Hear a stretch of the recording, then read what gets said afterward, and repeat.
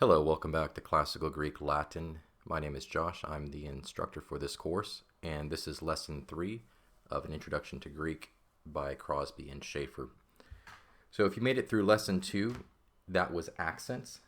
I salute you for getting through that. That was somewhat painful, long, and probably nebulous or cloudy.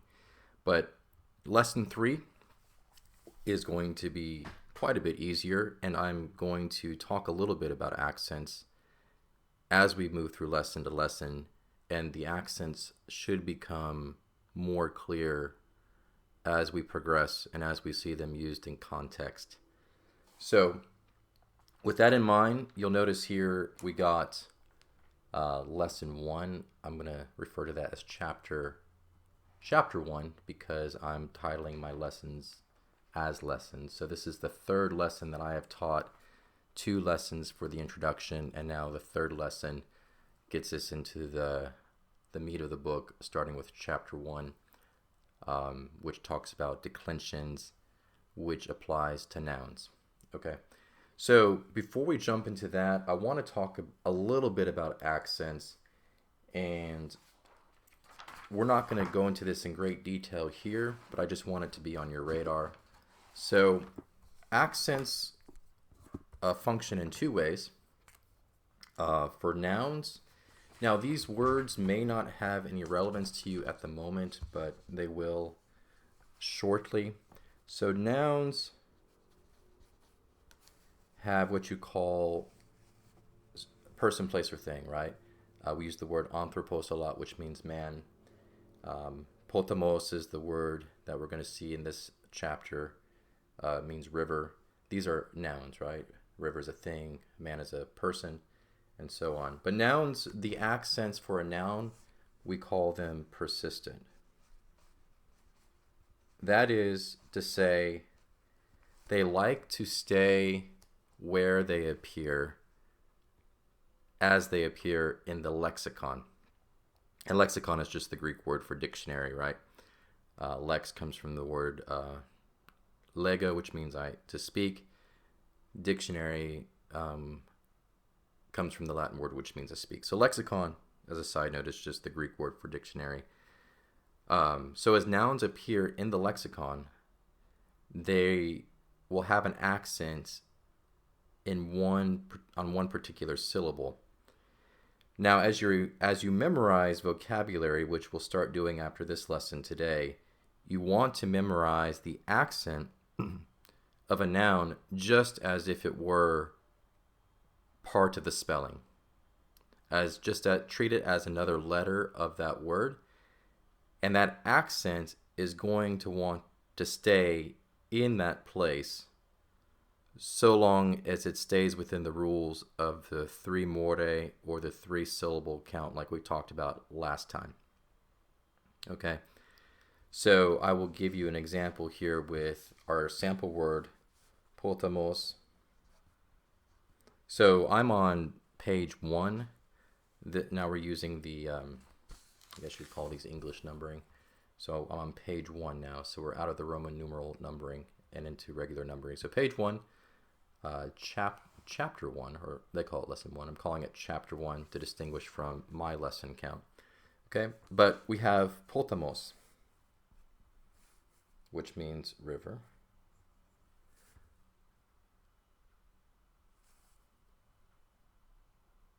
Here we go. Let's not have a spelling error. Alpha in the middle, not omicron, and then alpha on the end. Right? Now, the accent is going to go on the last syllable. Now, you have not seen this yet, so this is somewhat new. But when you look up potamos in the dictionary, you will see it in this form, okay, which is the nominative form, which we're going to talk a lot about today. And then you will see an abbreviated form of the genitive with just the ending like this, with a circumflex over it, okay? Now, this is not true of every noun. This particular noun, potamos, which means river, hippopotamus, river, horse is what that means, hippopotamus, right, horse of the river. Potamos means river, but just because, for whatever reason, this word is accented on its last syllable. That is its ultima. Okay? Now, the only reason an accent is going to move or change is because we're, if you remember the word, inflecting or bending the end of the words to make them change, right? So the oo over here, let me clarify that, is coming from, and you can see this list here on page 1, is coming from, so we have the nominative here, then the genitive, okay? Then you're going to have the dative, and then the accusative. And we'll go over that in detail, but I want to talk about accents a little more to help clarify these a little more. Okay, so you have potamu. Okay, now you can see here I changed this acute on the final syllable to a circumflex, right? Now the only reason I've changed that is because we went from a short vowel to a long vowel, okay? So remember, the Greeks liked the sound of 3 at the end of their words, 3 syllables or 3 more, right? So here you just have a short syllable, os, and this accent, potamos, the accent is on the last syllable, the ultima. But it's short, so we can't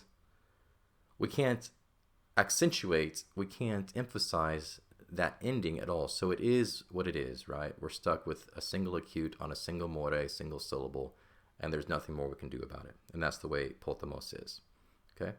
But when we change it to the genitive form and inflect or bend the ending, now we've got 2 mores we can work with, right? So it's not quite 3 mores, not quite 3, but the Greeks are going to jump at any possibility to get that count as close to 3 as they can.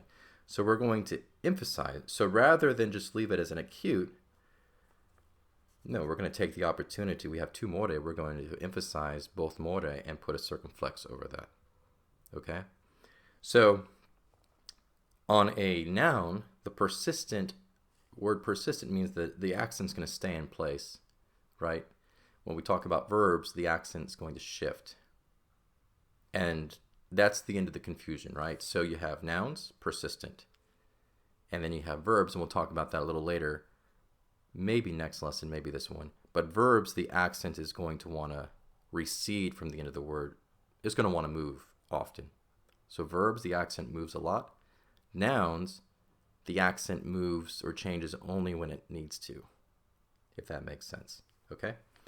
All right, let's just do the whole declension here. And again, this is on page 1 in your book if you want to follow there rather than on your computer screen. Okay, then you have potamo. That's a subscript there. Circumflex, because that's a long syllable, right? That also has 2 mores. All right, but then we would come to the accusative. I realize nominative, genitive, dative, accusative probably don't have any meaning for you yet, unless you've taken Latin. But we'll talk about that later. But when we go back to a short syllable, omicron nu again, we go back to that acute. And we really have to because it's a short and we can't have a circumflex there, right? So rather than just memorizing, okay, acute in the nominative, circumflex in the genitive, circumflex in the dative, acute in the accusative, just learn the principle that in the dictionary, when you look this word up, it's going to be potamos and then u. And that u, I didn't tell you, but that u comes from the genitive. Okay? And we can talk more in depthly about dictionary lexicon entries later, but that's how it appears. So we know that accent is going to be on that last syllable always because this is a noun, right? But then when we lengthen that ending to change the meaning from a subject, nominative subject, to a genitive, we're going to change it to a circumflex to try to get up to that 3 more count. Okay? We can't get up to the 3 here because it's now we can't shift the accent over the alpha, for example, because it's a noun. We're going to get as close as we can by emphasizing the 2 more here.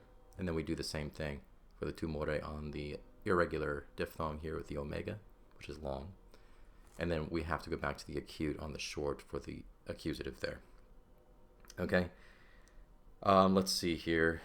I'm not going to talk about verbs right now, but let me just give you an example of accents distinguishing nouns from verbs in English. And one of the most obvious examples, the most common that I can think of is, let me see here, went out of focus. Let me get this back for us.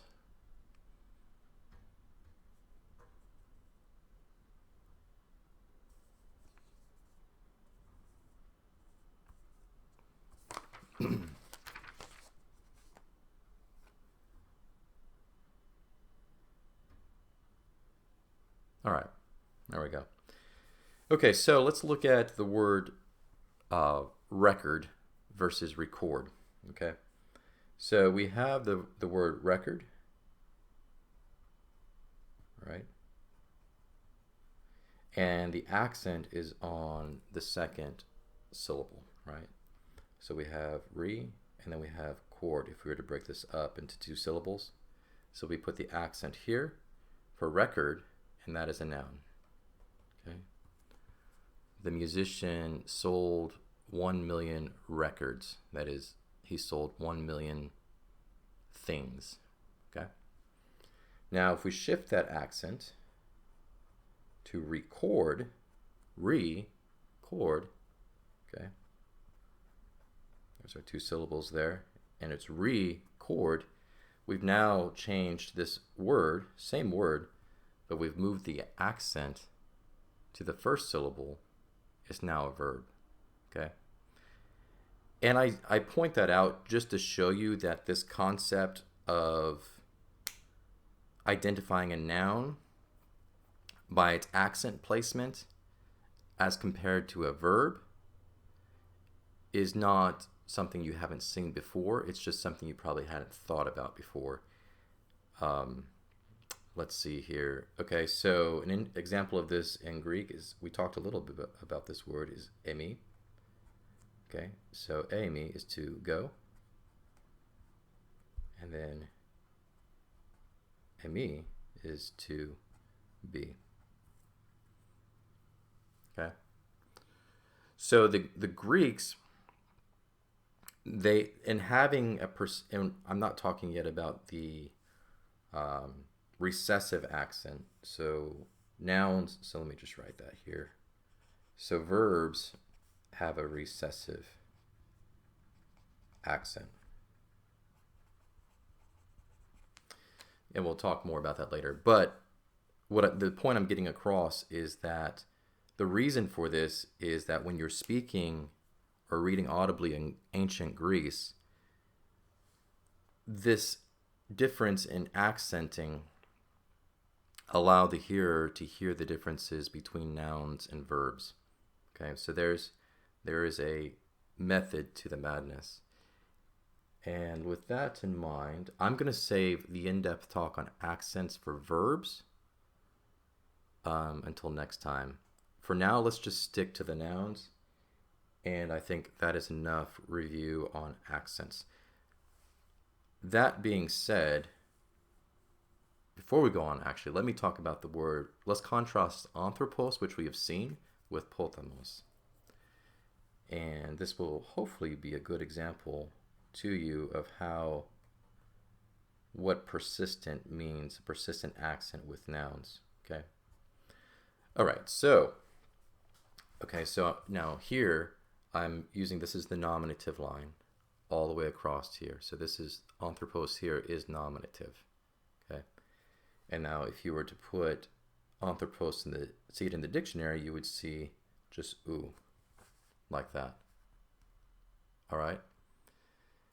Now the question arises is, okay, potamos, accented on the ultima, the last syllable, its genitive form in the lexicon has a circumflex over the oo, right?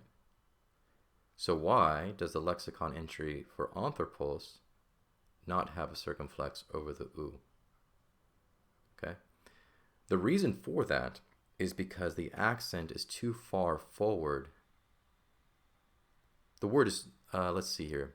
The accent is too far forward, right? So if it were to be on this last syllable here, like potamos, if it were to be anthropos, then we could change it just to a circumflex to remain or persist on that last syllable, but as a circumflex. Okay.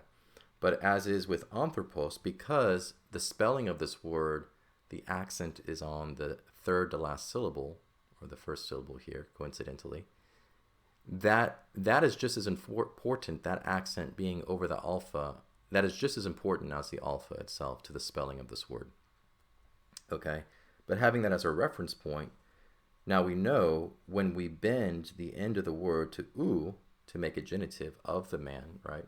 So the river is the subject, the river flows downstream, or the water of the river flows downstream, right?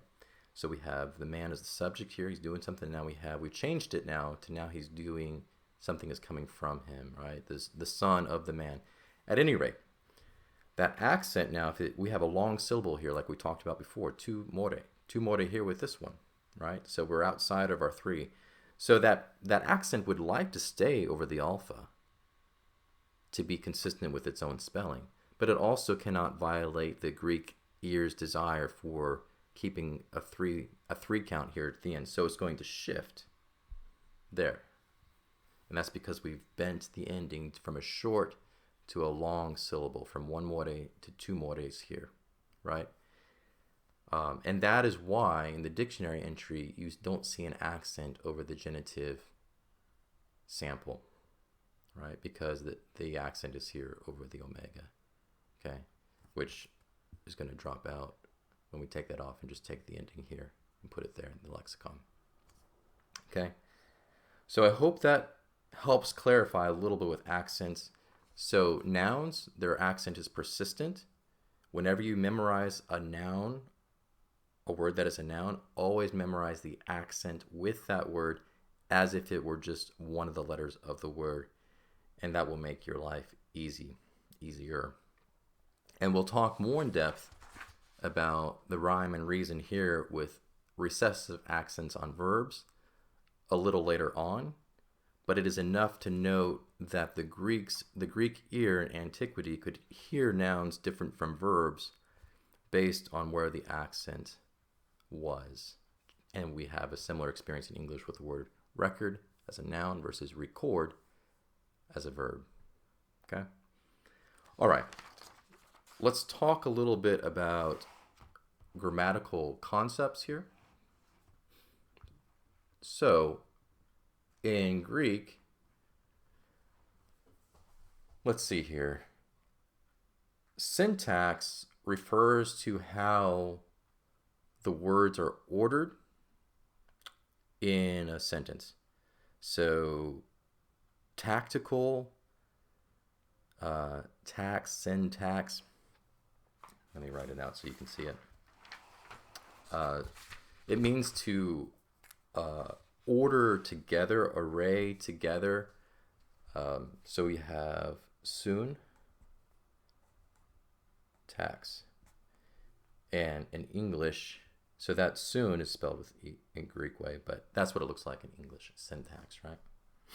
And that comes from the Greek word soon tasso, which means to order together, right? So in English, syntax, the grammar, that is whether or not a word is the subject or the direct object, depends on word order. Okay, so let's see here. So we have let's say we use this example already. The boy hit the ball. Okay, so in English you have your subject here. The boy is the one, the source of the action, right? The action is coming from the boy, so the boy is the subject of the action hit. And then the direct object, the DO, direct object, is the ball, right? Now, if we were, so the word order matters here, because if we were to say the ball hit the boy, well, now the ball is the subject and the boy is the direct object. All right. So in Greek, word order does not matter because the subject is determined by the ending or the bending of the end of the word, the inflection, right? So let's do something slightly artificial here. And we will say that we will add the nominative ending onto boy. So we'll say boyos, right? Hit the ball, and then we'll add the accusative ending here. Okay. And just for reference here, you have os, u, o, and then on, right? For nominative, genitive, dative, accusative. And I'll talk more about non-genitive, dative, accusative a little later. But if we change the ending there to the subject, right? Subject ending, put it on the boy, and then direct object ending, put it on ball. Well, now word order in the sentence does not matter, because if we were to add on here and keep the os here, well, now in Greek, this line says the same thing as this line. It's just the emphasis is put on the direct object, right? The ball, the boy hit, you could say, right? Or the boy hit the ball. So here, the same thing is happening. The boy hit the ball. As is here, the boy hit the ball. But here, because we've accounted for our syntax or grammar function of words with an ending rather than word order, we can now maintain the same concept, but emphasize either the boy as being first in the sentence, right? Or the ball being emphasized as being first in the sentence, right? But here you have the subject as the boy, and here you have the subject as the boy. Here you have direct object as the ball. Here you have direct object as the ball. And that's because of the ending that we're putting on there, right? Direct object, accusative. Direct object, accusative. Subject, nominative. Subject, nominative. Okay? So that's how Greek functions. So let's take a look here at our declension. All right, so our sample word here is pothamos, which means river. And let me go through the declension first. So the word declension, I mentioned this a little earlier. It just means to, like an incline is like a slope, right? Goes from down to up. And a decline, a declension, goes from top to down, right? So if you look at this as the top and this is the down, it is declining, that is descending from most important part of speech, the subject, to the least important here. Okay?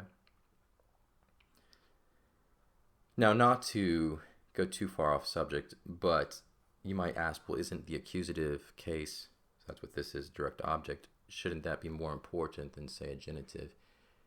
And some grammarians agree. So in some grammars, you will actually see them ordered this way, which I kind of like that way, because you have the nominative followed by the accusative, most important, and then the genitive and dative. But in this grammar, we're going to have nominative and then the genitive. Now, the rationale for having the genitive here second is because the lexicon entry is built off a combination of the genitive and then the nominative, right? So the genitive is the first place you will see the root of the word. And I'm trying not to overwhelm you here, but the root of this word is potam. Okay. Now here, potam and potamo, so potamu and potamos, potam is the same, right? That's convenient, but there are words in Greek where this will appear differently than here. But the root of the word is always in the genitive case here. And then the genitive form is tacked on to the nominative form, like I showed you earlier in the dictionary here with anthropos, that's how it appears in the dictionary, or potamos, So that rationale is what is used to justify putting the genitive as next important to the nominative, and then the dative, and then accusative. Okay. All right, so A good way to think about, okay, what is nominative, what is genitive, what is dative, what is accusative, right? Um, so nominative basically comes from the word name, which is also where we get the word noun from. Nominative is the source, the beginning place of the action, right? So if you think of the way English or language works, there has to be movement, action of some kind, even if that movement is stationary, like sitting, for example, right? There's still something happening. There has to be a source for that, where it all begins, and it begins with the nominative, right? So think of the nominative as maybe as a green light. That's where it starts, okay? And then jump down to the accusative.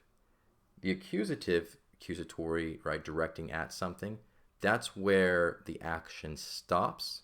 You could think of it as a stop sign, right? That's where the action stops. But between the beginning of the action and where the action stops, there are usually a lot more detail, right? So we could say the boy hit the ball. All right. What did he hit it with? He hit it with a bat, right? So that would be using a dative. You just have to take my word for that. But you see, so the boy, nominative, hit the ball, accusative, direct object, with a dative bat. That is indirect, right? So you can think of dative as indirect object, and you can think of accusative as direct object, and the noun as the nominative as the subject. And genitive, I would say you can call that, you won't see this in grammars as far as I know, but you can call this the indirect subject, right? So if you think of subject as where things begin, the genitive is like the indirect subject, right? So genitive just means to generate, to produce, right? Generation, genealogy, genesis, the beginning, right? So it means to produce, okay? So if we have the river, Pothamos, flows downstream, right? That is, the Pothamos is the source of the flowing, right? So it's the subject, it's the nominative. But if we were to say, get a little more deep into the source of things, to be ironic with words, is the water. Okay, so if we made the water the subject, we would say what water? The water of the river, right? So the water then is the subject flowing down, right, down the hill. But the water is from the river. So the water of the river. So you can see how they all participate in that flowing down. The water in that case would be the subject, nominative, but it comes from the source of the genitive. And that's why I would say it's helpful to think of the genitive as the indirect subject, right? Or indirect source of something, if that makes sense. And that something, of course, is the action. Okay, so let's see here. So there's the case endings there. And so let's just read through this a little bit. There are 3 declensions in Greek instead of 5 as in Latin.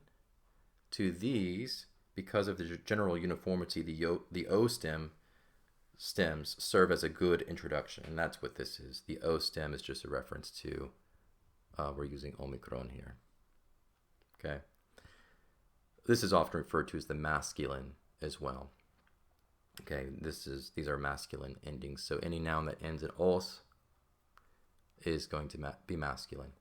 Okay, the nouns of the O declension whose nominative ends in os are usually masculine. There you go. Okay, and let's go to number 3 here. So in nouns of the O declension, an acute accent on the ultima in the nominative is changed to a circumflex in the genitive and dative of both numbers. Okay, Now, number just means singular. Is it one river? Or is it plural? Is it two or more rivers? Okay.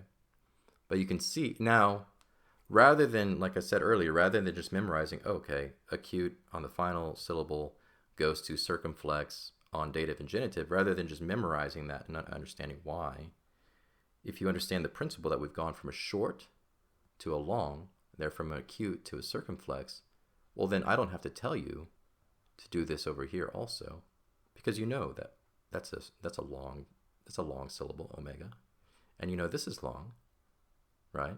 Because it's a diphthong, right? So you know it's going to be a circumflex. I don't have to tell you that because you can figure that out on your own, just with the concept of knowing that going from short to long, go from acute to circumflex. Okay. So in the genitive and dative of both numbers, singular and plural. Okay. And let's see here. So then we have, okay, an acute on the ultimate changes to grave when a word follows without intervening punctuation. We've talked about that before. Now, of course, the acute cannot change to a grave on the end if it has already gone to a circumflex, right? So if it's long here, you can't put a grave mark there, okay? And let me spell that out for you just to clarify here, in case there's confusion. Okay. So if you have, say, potamos, if I can spell here. Okay. All right, but if it's followed by another word, that acute is going to change to a grave. Okay. But if you have the circumflex there,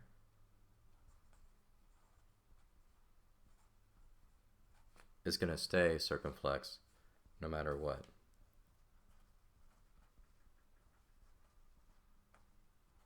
Okay. All right. Let's go on to the next point.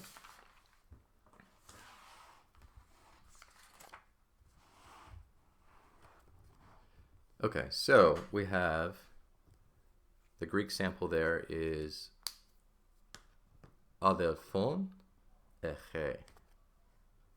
Okay. So we're getting into a little bit of verb use here, and really it is hard to teach Greek in this way or any language because you have to have some sort of a context to know nouns, i.e. verbs, but we haven't learned verbs yet, so we just kind of have to work with this. So adelphon, okay, that means brother, and if you look at, remember the endings, os, u, o, on, right? So if you think about that,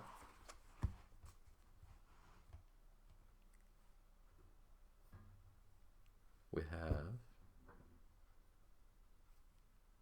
os, u, o, on, right? So we have adelphon on the other side. So we're taking that from the accusative. So that's the direct object, right? So now if we go over here,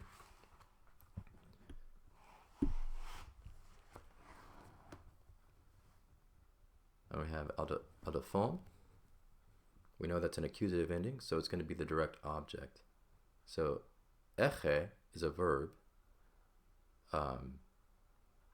Just have to take my word for that right now until you learn these verbs. But eche means he has or he holds or he has a brother. Right? He has a brother. So then the subject is implied there, third person singular. But don't get caught up with that right now. He has a brother. He has the direct object, right? Okay. So number 4, cases. The endings of a noun tell its case and use. So a case just means, is it nominative? Is it genitive? Is it dative? Is it accusative, right? And they're going to go through here and explain each one. So genitive, dative, accusative, nominative, right? Those are the cases. And the case, like we've been talking about, tells us that its use, right? All right, so let's see here. Let me reposition this book a little better. There we go.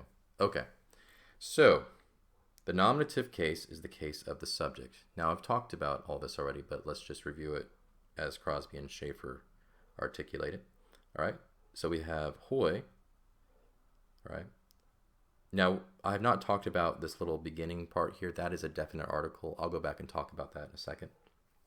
But for now, just know it means the, right? So you have the strategoi esan adelphi, or excuse me, adelphoi. All right, so we have, I know because I've memorized these already, as you will soon know, that the oi on the end is nominative plural. Okay? And we see that here with pothamoi. Okay? Have the nominative, there's a singular, os, and then we have the plural, the nominative. So the rivers are the subject here. The plural rivers, the singular rivers is the subject here. All right, so same concept here. We're just using a different word, strategoi. Okay, we're on page 2 now. So, strategoi, and then esan means they were, right? Again, another to be verb. We just have to memorize it at this point. So they were, and then adelphoi, brothers. So you notice that this is also the nominative plural, oi, oi. So you have a subject here, connected with another subject noun here, to describe, right? So they're describing each other, being linked. If you've taken Latin, you might remember that word, a linking verb, right? So a subject is being linked to a subject to describe itself. So the generals were brothers, okay? You could reverse it also and say the brothers were generals, whichever wants to be emphasized here, but they put generals first, so we'll stick with that. The generals were brothers. Now that is nominative, okay? Genitive, I've said we can call that an indirect subject, an indirect source of where the action's coming from. So the genitive suggests relations like those expressed with of in English. Frequently denotes possession, right? The water of the river, you could say the river possesses that water as its own, right? So that is, you can think of it as possession as well, right? Or the son of the father. The son comes from the father, but you could also say the son or the father possesses the son in a way, okay? Whatever is easier helps you out the most, all right? So you have ho. Now this is a direct or definite article, means the. We've seen this before. So the, but that's ho, that's a nominative. You know, before we go on, let me just cover these real quick so you have some context here. All right, so here are the definite articles. So you have the word potamos. Let me see if I can get a clearer shot for you here. It's a little better. There you go. Okay, so you have potamos, which is the word, and then you have the definite article, which is, so os is nominative, o is nominative. So the o, ho matches the os, okay? And the same thing here, genitive ending with genitive to, okay? So they match, u, but that's genitive, definite article. And now you have a dative, definite article, indirect object, right? To or for the river. So to, o, they match, definite article, okay? And then you have on for accusative, direct object, and then ton for the definite article. Okay, and then you have the same concepts over here where the endings match the definite article. Hoi, ton, tois, tus. Oi, on, ois, us. They match. Now, for now, they match, but they will not always match. So, with that in mind, it's very important to memorize the definite articles, because the definite article, and this is a nice thing about Greek, will always be the same. they will always have these forms. When the endings on these words start to get squirrely and weird, the definite article will always stay the same. Okay? So, with that in mind, make it a priority to memorize these definite articles now, because they will be your lifeline, saving grace, to identify what case a particular noun might be in the future. Okay? So again, these are definite articles. In English, we say the. All right? So let's go back to our cases here.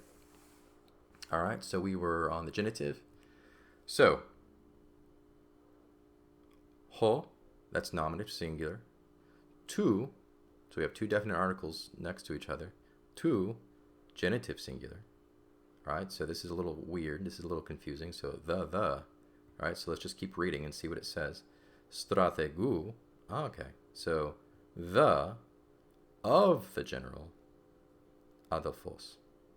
Okay, so Greek will often do this where they will separate. So os, if you know here, nominative singular. Ho, nominative singular. So those go together, right? So you would expect to see that ho right in front of adelphos. Like in English, we always put the right before the word. In Greek, they often do this where they separate the definite article from its noun that it goes with, right? So the brother of the general, right? The brother of the general. If that makes sense. Okay. All right, let's look at the dative. Okay. So if we're, well, to go back with that real quick. So the genitive, I've said you could call it indirect subject. So if you say, okay, the brother is the subject, he's doing something. Let's say the brother hit the ball, right? But what kind of brother is he? He's the brother of the general. Okay. So someone important hit the ball, not just any brother. It's the brother of the general, right? But in a way, you could say that the general is part of him hitting the ball because he's the brother. They're brothers, right? Even though the brother proper is the subject, because he comes from, or he's of the general you could say is indirect subject of whatever verb the aldophos here will be doing, if that makes sense. Okay? All right. So, dative. Let's look at dative. So nominative is where we get the word. It comes nomen, means name in Latin. We get the word noun from that. Genitive means to generate, genealogy, the source of something, like, right? Creative force. Dative means to give. If you give something to or for someone, right? So dative means to just give to. All right, so the dative suggests relations like those with, to, or for in English. It frequently denotes the indirect object, and we can stick with that, right? So let's see here. So we have, okay, and if you want to go back to page 1 to reference your declension chart, if you want to go back to reference this, you can, all right? You'll probably need to until you get it memorized. All right, so we have the dative. So suggests relations like those with to or for in English. It frequently denotes indirect object. So, okay, to stratego, okay, to or for the general. Pempe, okay, he's using our example, send, he sends, right? Ton, now the brother has changed from subject here in our genitive example to now he is the direct object with on. So ton, there's your definite article, the, and then the noun that goes with it, on, aldophon, ton aldophon, the brother, right? So the brother is not the one sending. We actually don't have the subject of the verb send spelled out here in this sentence, right? Because we have a direct object. He cannot be the subject of the verb.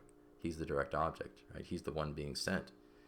The stratego is not the subject of the verb because he's indirect object. He's dative.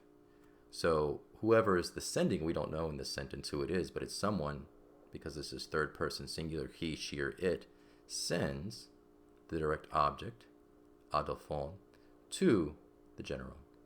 Okay? So he sends, so we're assuming the sender is male, and we're talking about generals, probably talking about military. Antiquity, it was just all men. So he sends, we're assuming he sends his brother, okay? and also we're assuming that it's his brother, to the general. Okay? And now to entertain a curiosity, we don't know if the brother is his of the sender or the brother is the his of the general. And at this point, it doesn't matter. But, okay, so that's indirect object dative. The general to the general is signified by this dative case, the irregular diphthong of omega with a subscript iota, pronounced o, to the stratego, to the general. All right? Now let's look at accusative. Now remember, accusative is where the action stops, right? So the sending here settles upon the brother.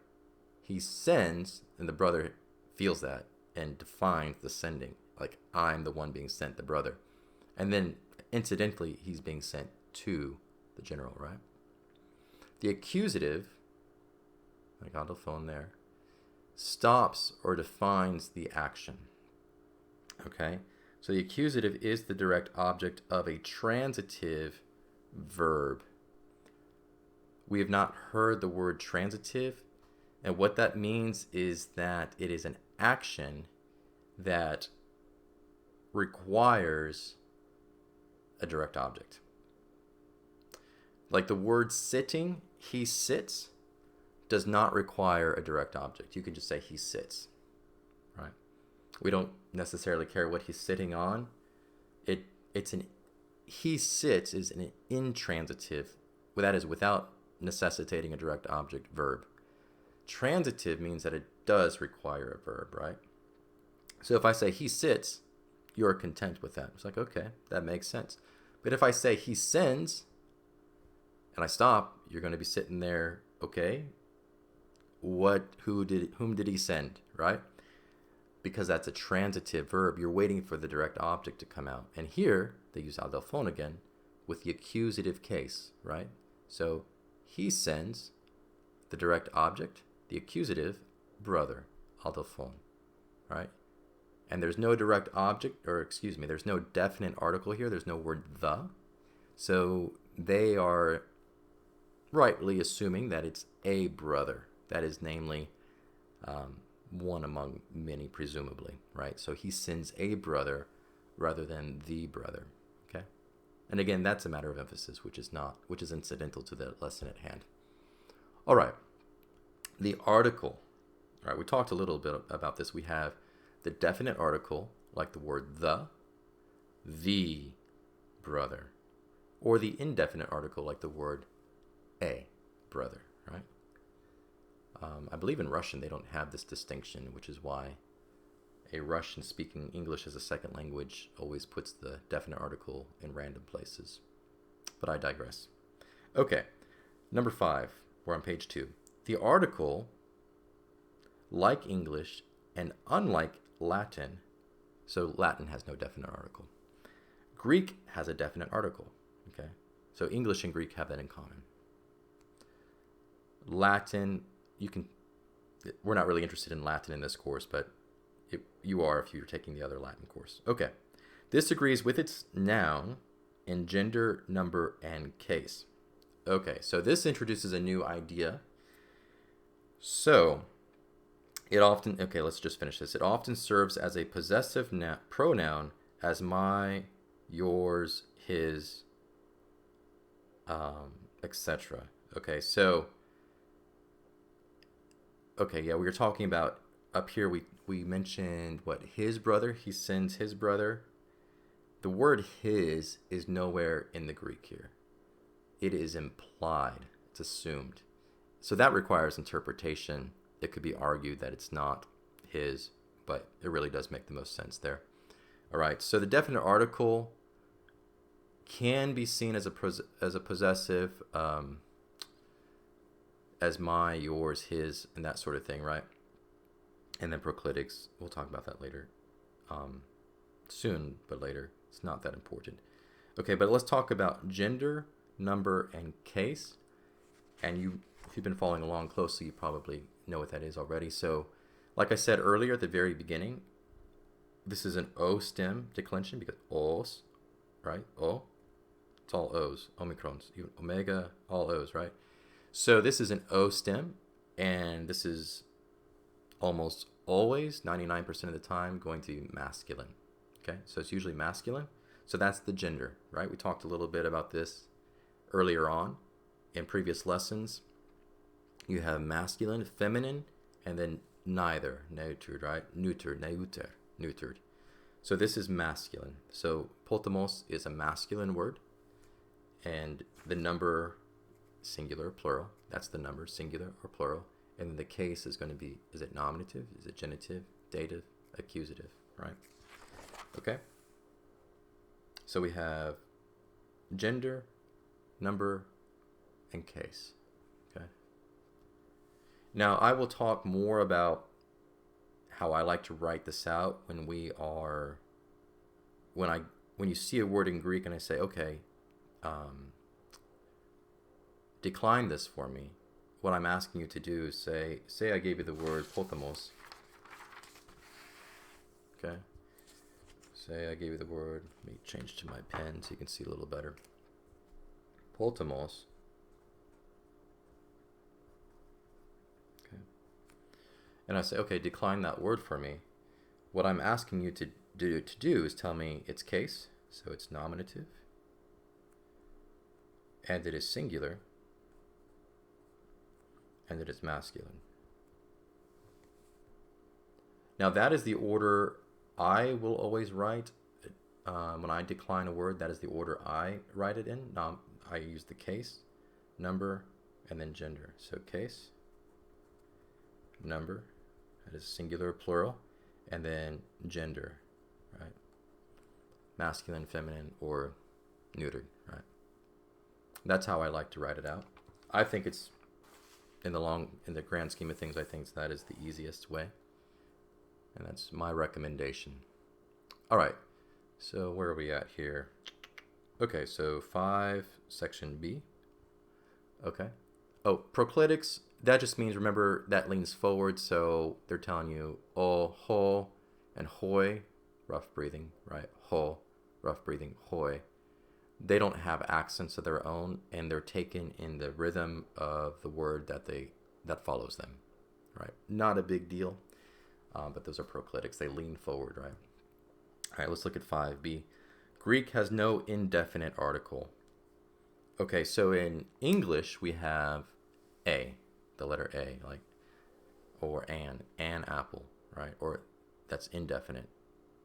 Or the apple, right? Definite. Greek does not have an indefinite an apple. It just omits the definite article when it wants to convey that understanding. Okay. Again, not terribly important to remember, but good to know. Greek has no indefinite article. Many nouns having no definite article require a or an in translation. That is, they require a or an in English to satisfy our English ears, right? And they give an example here. Eche, that's the verb, third person singular. He has or holds. He has adelphon. He has a direct object, singular. He has a accusative, singular, masculine direct object, brother, adelphon. Right? So he has a brother. Okay, and again, to go back, we could adelphon eche. We could flip these words around and it would still say the same thing. A brother, he has, or he has a brother. Because we know this is the subject, or we know this is the direct object and not the subject because of the on ending. We know it's accusative direct object, right? Okay. And the point of this sample here is that there's no ton. There's no the. So he doesn't have the brother. He has a brother, right? Okay. All right. So now we start getting vocabulary. So that's the lesson for today. And let me make sure I didn't forget anything over here in my notes. Yeah, we're good. So that's the lesson for today. Be sure to put any comments, questions, suggestions in the comments below, and I'll take a look at those and answer those as I can. But this is your exercise, your homework for this lesson. And you can find the supplement lesson on Patreon for $10 a month subscription. I go over the exercises in detail. But here, this is your vocabulary. So you want to memorize these words, right? So you want to memorize these words. What I do and what I did as a student myself was I would just write this out on a 3x5 flashcard. Just copy it exactly as you see it. This is, remember the dictionary entry that I talked about earlier today, right? Remember our dictionary entries from Anthropos, ou, and then Potamos, ou, right? So we have a dictionary entry here for Adelphos, ou, so the nominative, Adelphos, and then this is the genitive singular ending, and then the definite article, ho, okay? I would write that out exactly as you see it on a 3x5 card on one side, and then write the English brother on the other side. If you want to, in the beginning while you're learning this, you could also add, this is an O stem masculine noun, but I personally would just write brother on the other side and keep it simple. And all those other details, you will acquire them, accumulate them as we go on, okay?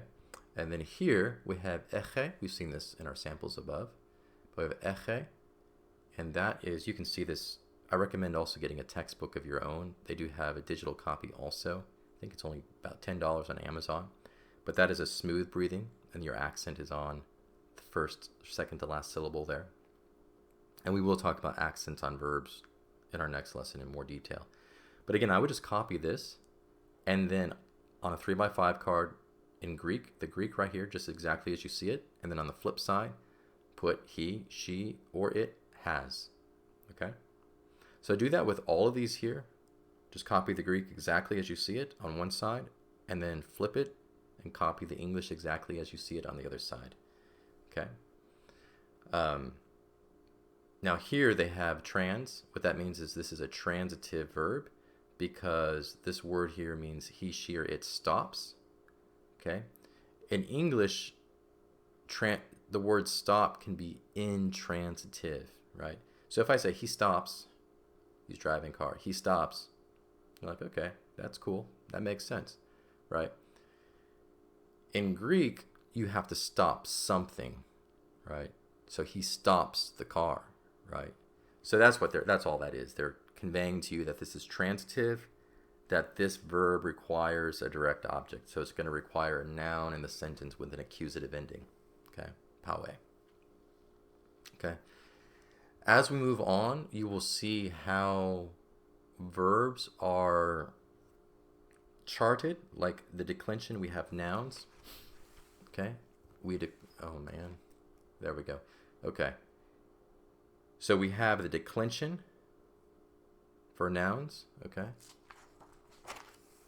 And then we are going to have a similar charting method for verbs, but in the meantime, just copy these verbs as you see them, even if it feels disjointed at this point, okay? And yeah, so more vocab over here. Potamos, remember that word means river, and they just give you a word in English that is really a Greek word that we've taken from Latin, or excuse me, that we've taken from Greek. And they do that just to help you remember that potamos means river, because hippopotamos means river horse or hippopotamus, right? Okay.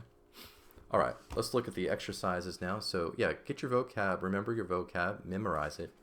And also, maybe even more important than vocab right now is memorize your definite articles.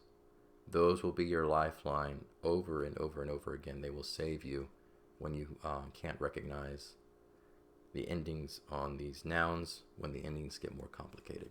Okay, the direct or definite articles will always be this way. Okay. All right, we do have a set of definite articles for the masculine and the neutered, but we'll memorize those later too. All right, so exercises. So exercise A, what use of the noun do the heavy or bold type endings suggest? Okay, so just an example here, Adelphu. Okay, that's Omicron Upsilon.